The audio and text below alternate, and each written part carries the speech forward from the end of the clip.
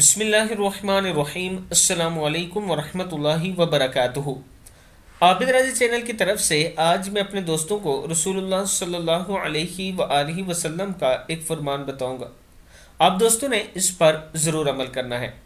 مصیبت سے بچنے اور نقصان پورا کرنے کی دعا۔ کسی بھی مصیبت کے وقت جو شخص یہ دعا پڑھے گا، اللہ تعالیٰ اسے نقصان سے کہیں زیادہ بہتر چیز عطا فرمائے گا۔ دعا کیا ہے؟ بسم اللہ الرحمن الرحیم۔ انا للہ و انا الیہ راجعون۔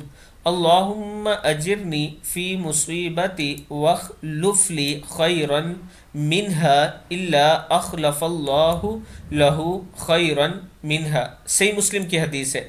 یہ دعا صبح و شام 3 دفعہ پڑھنے سے آدمی ہر نقصان سے بچ سکتا ہے۔ بسم اللہ الذی لا یضر مع اسمہ شیء فی الارض ولا فی السماء وہو السمیع العلیم۔ ترمذی کی یہ حدیث ہے۔